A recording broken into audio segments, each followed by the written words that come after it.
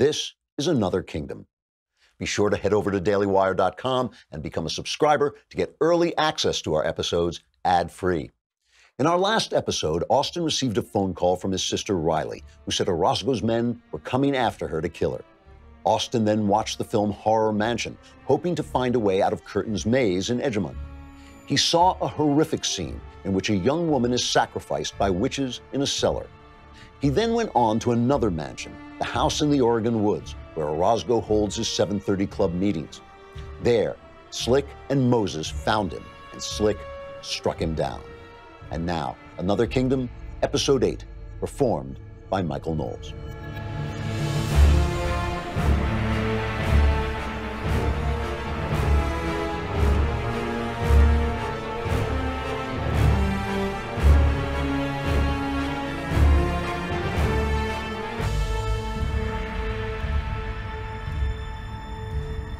The blow took me by surprise. A left-fisted punch to the side of the head, quick and casual.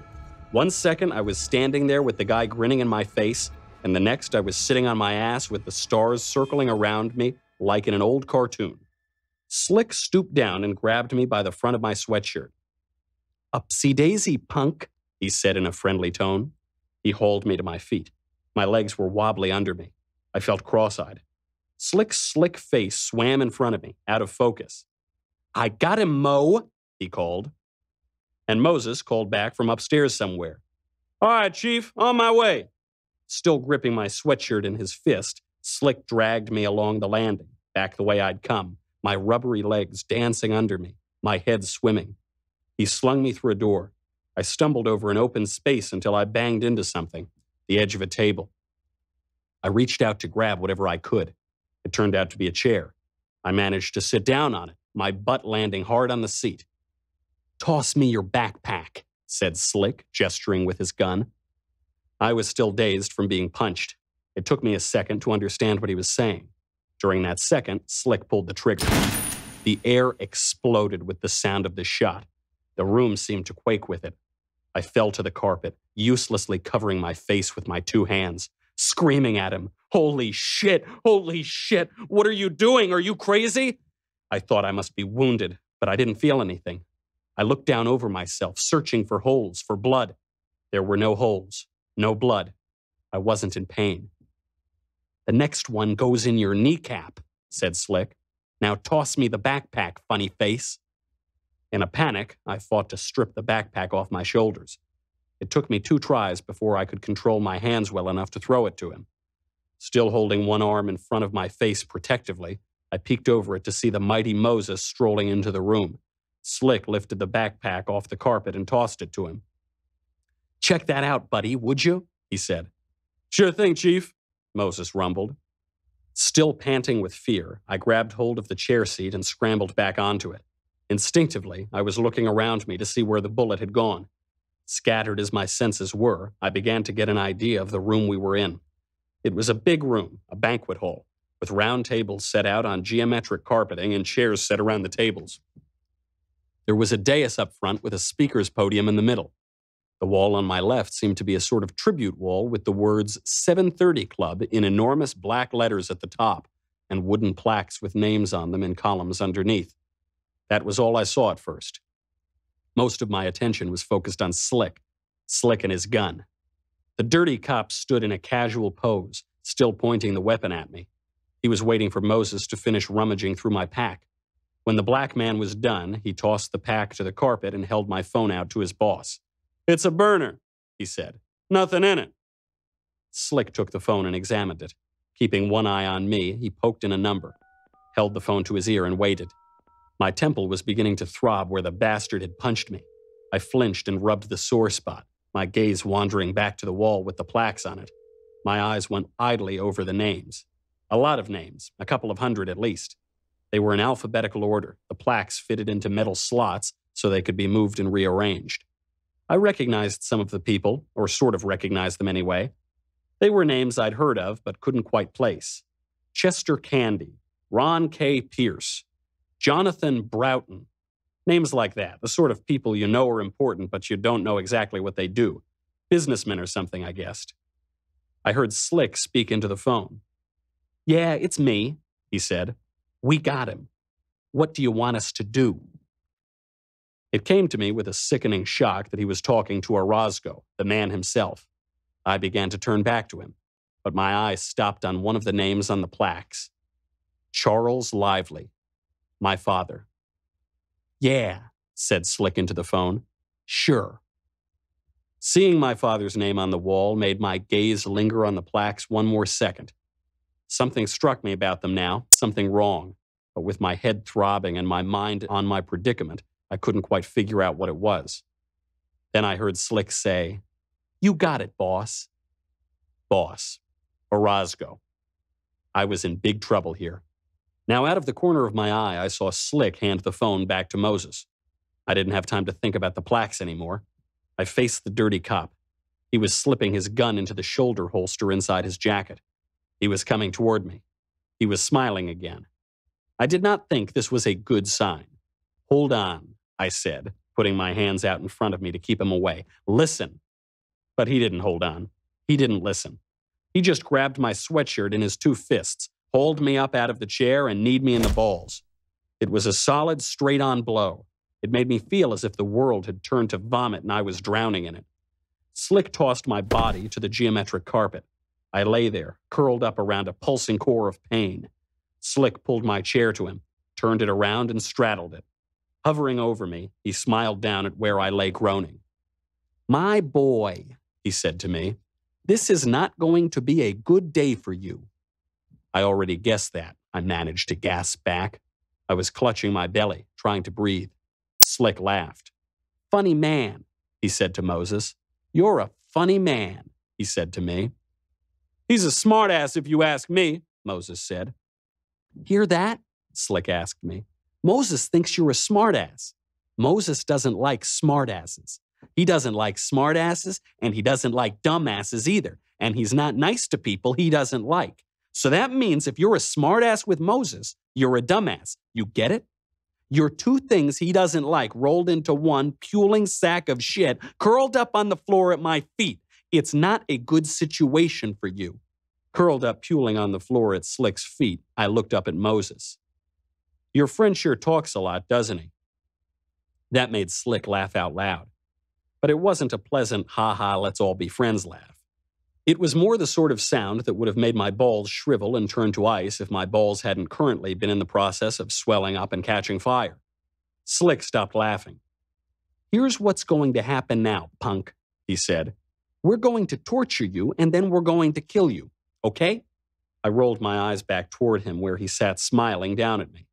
His long, handsome face with its stylish, sandy coif went in and out of focus. When I could see him, I could see he wasn't kidding. He was smiling, yeah, but he wasn't kidding. He was telling me exactly what he was going to do. Torture and kill me. Okay? Not really okay, no, I said. Well, too bad, because that's the story, he went on. We're going to hurt you, and then we're going to shoot you, and then we're going to bury your body in the woods. And that'll be the end of you. No one will ever know what happened to you, and no one will care that much either. You killed a man back at that motel, remember? You're wanted by the police. When you disappear, it'll be a mystery. But since you're nobody, it won't matter. A few people will wonder where you went, your friends, if you have any. Maybe they'll talk about you from time to time. Maybe not. But they'll move on, sooner rather than later. Then they'll have families and lives and forget all about you. Eventually, they'll die too, and that'll be it. It'll be as if you never even existed. He made a little gesture with one hand. Sad, but true. Your life will have been brief and meaningless with a very painful and unhappy ending. Shame, really. The way I hear, it didn't have to be this way. You could have had a good life. Am I wrong? A career, money, women, maybe a family someday. But you made your choice, and this is the consequence. So now you're going to suffer and die and be forgotten, and that's all there is. Here, he scratched his nose thoughtfully. You want my advice? Your best bet is to despair. I know. A lot of people think that's a mistake. You'll hear them say, like, where there's life, there's hope. Or never give up. Shit like that. But that doesn't really make any sense in your case, does it? At this point, your life is really just a technicality. Your life is going to consist entirely of me and Moses cutting pieces off you with the dull knife until you tell us what we want to know. Under those circumstances, if you have hope, if you don't give up, you're an idiot, right? It'll only make the suffering last longer. I mean, Moses and me, we're not sadists. Sure, we'll laugh while you scream, but that's only because you'll look funny to us writhing around on the floor and screaming. But we're not doing it for some kind of squirrely pleasure. We're not sickos or anything. It's just our job. So my advice is, abandon all hope. Despair and tell us everything. And then I'll put a bullet in you and we'll be done. Take my advice, kid. Despair and die. It's your best bet, things being what they are. So here's what I was thinking while this chatty psychopath yammered on above me. Actually, I was thinking two things. One, I was thinking that Slick was actually giving me pretty good advice here. I mean, the odds were incredibly high that he was describing my situation perfectly. Nothing left of my life but suffering and death. And who knew what after that? A martyr's crown? A champagne brunch in heaven? Well done, thou good and faithful servant? That didn't seem likely somehow. Don't get me wrong. My mother and father had carefully raised me to believe that all religion was a manipulative lie, so it would not have surprised me one bit if this crazy killer put a bullet in my head and the next thing I knew I was standing before the throne of Jesus complete with angel choirs. What struck me as unlikely was the congratulatory champagne brunch afterwards. I didn't think so. Not if I got taken out now before I'd had a chance to build that hospital I'd never dreamed about building, or give a beggar a crust of bread, or do any damn thing to demonstrate I had the potential to be more than a polluted Hollywood loser who would have sold his soul for an assistant executive producer credit on a Justice League sequel. But number two, I was thinking, kiss my rosy ass, you stinking pile of corrupt psycho horse manure. About Slick, I mean. Because listen, if there was one thing I'd learned in the past few insane days of dragon fighting and thug dodging and clue hunting and mind-bending revelations, it was this. My life was full of liars, and all the liars lied. My mom, my dad, my brother, even my kooky little sister in her kooky little way. My memory, my heart, my sources of daily news, all of them had played me false in one sense or another. I no longer knew who I was or what was true about me or what was true about anything, or how to find out what was true or how to know it was true when I found it. But there seemed one thing of which I could be completely certain. If anyone in any way involved with Serge Orozco told me something, the odds were spectacular that that something was completely false. If Orozco said he was trying to make the world a better place, I knew he had to be stopped. If the New York Times said he was amazing, he was garbage. If my mom and dad said there was no God, we were every one of us in big, big trouble come Judgment Day. And if Slick the corrupt cop told me to despair and die, well then, kiss my rosy ass seemed the only appropriate response. So here's the thing, Slick, I said. You mind if I call you Slick? My voice sounded like an unoiled hinge. It took me 3 tries before I could uncurl my throbbing bod and sit up on the carpet under the chair-straddling Slick's watchful gaze. I take your point, all right? I mean, look at me. Do I look like a hero to you? I didn't think so. When you tell me there's nothing but suffering and death in front of me, that I ought to just despair and die, hey, that's my philosophy of life on a good day. So the whole torture thing doesn't work for me, and I'm happy to tell you anything you want to know. Oh, said Slick mournfully, shaking his head. I get the feeling you're about to say but, aren't you? Something like, but I don't know anything. But I don't know anything, I insisted. Wrong answer, punk. You want to know where my sister is, right? If I knew where my sister was, would I be here? You have her phone number. So do you. Do you know where she is? Slick went on smiling, but I got the feeling he wasn't smiling on the inside. What about the book? He said. Riley must have it, no? Isn't that why you're looking for her? That's why we're both here, right? If we knew where she was or the book was, we'd be there. But we're here instead. Slick shook his head. He stepped away from me and exchanged a whispered word with Moses. And I, meanwhile, Well, I can say with all modesty that during this small pause in the general conversation, I did something that surprised even myself with its cool-headed alertness. Because it should go without saying at this point that I was in an absolute frenzy of panicking terror behind my hopefully snarky exterior. I was full of silent shrieking at the prospect of having these guys cut pieces off me and preoccupied with frantic imaginings about which of my favorite pieces they'd start with, and so on. But at the same time, I was using that trick I'd learned in Galiana, thinking past the fear, acting blank-minded past the fear. And so while Slick was exchanging whispered words with Moses, I shifted my own glance up to the name plaques on the wall behind him. Why? Because it had occurred to me what was wrong with the names up there, what had been bothering me about them before. My father had a plaque.